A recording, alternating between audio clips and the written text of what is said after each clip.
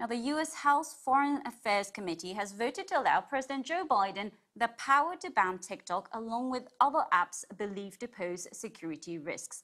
The Chinese-owned social media app is currently used by more than 100 million Americans. Earlier this week, the White House ordered government agencies to wipe TikTok off federal devices within 30 days. And this comes after the European Parliament and Canada banned the video sharing app from star phones, citing security reasons. Well, for more on this, I'm joined now by Dr. Mir Hammond-Erry, Director of the Emerging Technology Program at the United States Studies Center at the University of Sydney. Thank you so much for joining us on Newsday. TikTok has been under political pressure, but you've done quite a lot of research on how much people actually trust apps like TikTok. So tell us about your findings, how users feel about it and how the governments feel about it.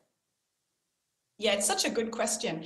My colleague and I published a piece last week exploring trust and distrust in technology from China and the United States. It's available on our website, and it's based on polling that we did in the United States, Australia and Japan, looking at trust in those two countries. We found all three countries, the respondents largely distrusted Chinese-owned technologies and in contrast trusted US technologies more. So for a breakdown, we saw Japanese respondents distrust Chinese technology at 83%, followed by the United States at 68% and Australia at 54%.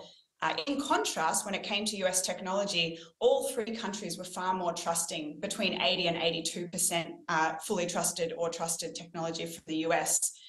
When we actually added questions about existing restrictions on Chinese firms, 32 to 38% across all countries felt they should continue. An additional 37 to 42% felt these increased restrictions should increase.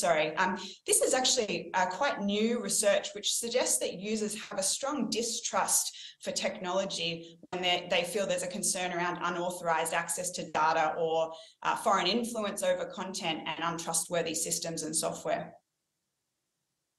It's very interesting to hear that you found a lot of people actually distrust Chinese technologies, and yet TikTok is very, very popular in the US and Japan and so on as well.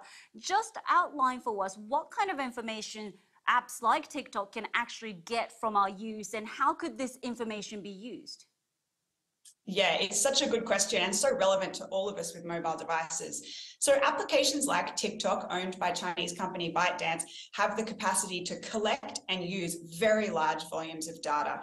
I published a piece on this at the Lowy Institute last year, outlining in detail that collection. But in short, the mobile applications we use leave a big digital footprint. In the case of TikTok, that includes things like our precise location, our contacts, our associations, calendars, other applications and data held on our mobile devices. And much of this data is able to be resold and matched with other data holdings, which creates a rich and comprehensive profile about who we are, what we do, and where we go. Some of that data is factual, like our location or phone contacts and financial spending, but some things are inferred correctly and incorrectly, like who are our family, our friends, our political and spiritual beliefs, our values, or even our sexual orientation. Research suggests that companies like TikTok collect data on individuals who don't even use the application. And I think it's obvious here that this kind of excessive and aggressive data collection on such a large percentage of any population, accessible and usable by a foreign government, is of a significant national security concern. Dr. Mir Hammond-Erry, thank you so much for joining us on Newsday this morning. Thanks for having me.